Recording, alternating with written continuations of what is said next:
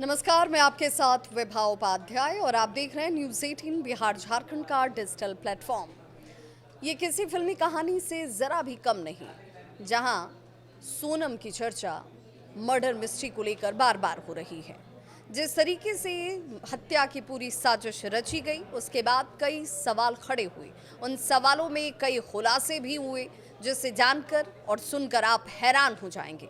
जी हाँ, राजा रघुवंशी मर्डर मामले में हर रोज हो रहे खुलासों में एक और बड़ा खुलासा सामने आया, जिसमें कहा जा रहा है कि सोनम रघुवंशी ने सिर्फ राजा रघुवंशी की हत्या की साजिश नहीं रची, उसने एक और लड़की को अपने रास्ते से हटाने की साजिश रची थी। तो क्या सोनम का ये प्लान फेल हो गया और इस वजह से राजा रघुवंशी की हत्या की गई? इस रिपोर्ट के जरिए हम आपको बताएंगे कि आखिर सोनम के दिल और दिमाग में किस तरीके से खौफनाक साजिश चल रही थी। ट्रांसपोर्ट कारोबारी राजा रघुवंशी की हत्या के मामले में हो रहे रोजाना नए खुलासों ने शिलांग पुलिस के भी कान जैसे खड़े कर दिए। शिलांग पुलिस आरोपी सोनम रघुवंशी, उसके कथित प्रेमी राज कुशवाहा और लगातार इस मामले में 3 अन्य अभियुक्तों से पूछताछ कर रही है। मेघालय के ईस्ट खासी हिल्स सोहरा के एसपी विवेक सिंह ने गुरुवार को जो बताया, उससे जानकर आप हैरान हो जाएंगे। सोनम का प्रेमी राज कुशवाहा हत्याकांड का मास्टरमाइंड है।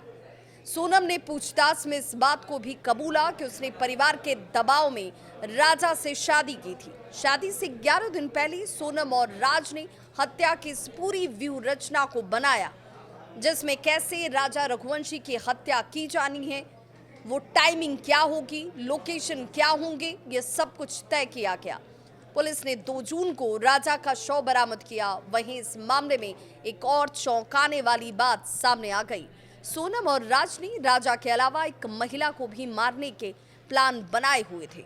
तो सवाल ये कि आखिर वो महिला कौन थी, जिसे सोनम पहले रास्ते से साफ करना चाह रही थी। सोनम ने पूछताछ में कहा कि उसके परिवार के दबाव की वजह से उसकी शादी राजा से करवाई गई। शादी से 11 दिन पहले सोनम और राज ने हत्या की साजिश रचा। पुलिस को 2 जून को राजा का शव जैसे ही मिलता है, उसके बाद पुलिस अपनी तहकीकात में जुट गई। सोनम और राजा ने राजा के अलावा जिस महिला को मारने का प्लान बनाया था, अब ये महिला कौन है वो भी हम आपको बताएंगे।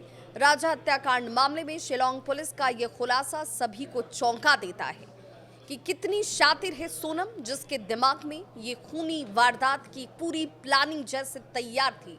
पुलिस के मुताबिक हत्याकांड के सभी आरोपियों ने राजा के अलावा एक महिला की भी हत्या की प्लानिंग रखी हुई थी।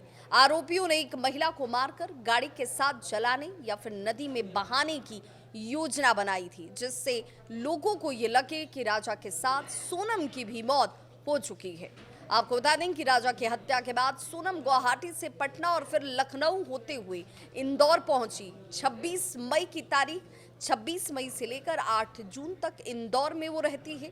शिलांग पुलिस ये भी कहती है कि शिलांग में गाड़ी छोड़ने के बाद राजा रघुवंशी हत्याकांड की मुख्य आरोपी सोनम रघुवंशी बुर्का पहनकर टैक्सी से सिल्लीगुड़ी भागती है और इस मामले की जांच कर रही टीम को पूछताछ में इसकी भी जानकारी हुई कि हत्या के लिए राजा ने जो प्लानिंग की थी, उसमें इंदौर के आरोपियों के मोबाइल, नए सिम, 50,000 रुपए और इसके साथ ही सोनम के लिए काले रंग का बुर्का भी लिया गया था।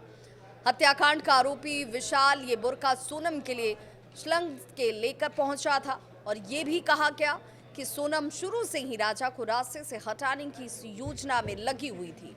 जब पूरा परिवार सोनम के साथ शादी की तैयारियों में जुटा हुआ था, वो राजा को निपटाने की साजिश को रच रही थी।